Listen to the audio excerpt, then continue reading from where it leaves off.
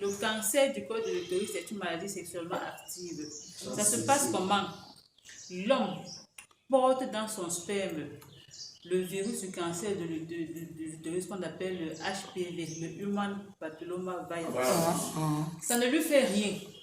C'est-à-dire qu'il est juste porteur, ça ne le rend pas malade.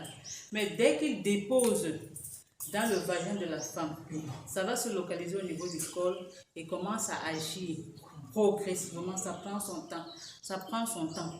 Et pour passer du stade de l'infection au stade du cancer maladie, il y a d'abord le stade précancéreux qui se manifeste par des saignements de contact. C'est-à-dire, pendant le rapport sexuel, elles sont toujours en train de saigner.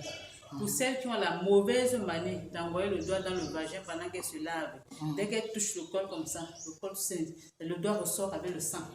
Ça, c'est un signe qu'elle est déjà à la phase précancéreuse du cancer. À ce moment, elle est encore rattrapable. On peut la soigner. Donc, le cancer du col, c'est l'un des cancers qui se traite facilement quand on le dépiste tôt. Quand on le dépiste tôt, on le soigne jusqu'à ce que ça disparaisse totalement. Mais, je redis encore, c'est une maladie sexuellement transmissible. Quels sont les facteurs favorisants? Les facteurs favorisants, c'est la précocité des rapports sexuels. C'est-à-dire, quand la jeune fille devient sexuellement active très tôt, parce qu'elle a le temps de multiplier les partenaires. En multipliant les partenaires, elle a la chance de tomber facilement sur celui qui est porteur de ce virus. Le deuxième facteur, c'est la multiplicité des partenaires sexuels. C'est-à-dire, plus elle multiplie les partenaires sexuels, plus elle se donne la chance de tomber sur le porteur du HPV. Est-ce qu'une chance?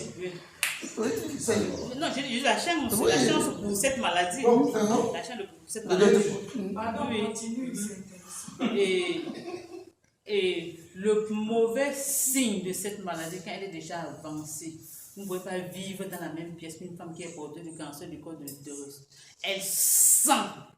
Il ne peut pas garder un malade qui souffre du cancer du col de l'utérus. C'est invivable. Si elle est dans cette salle, personne ne peut supporter de rester ici. Quand ça a atteint le stade terminal, il n'y a plus rien. Elle est pourrie de l'intérieur. Oui. Ça sent, ça dégage. Ça dégage. C'est pour ça que je suis entrée, on parlait des myomes. Quand on a un cas comme ça, on parlait des myomes et autres. Les myomes, ça embête, c'est vrai, mais le myome, c'est quoi? Qu'est-ce qui favorise les myomes? C'est la nature qui a horreur du vide.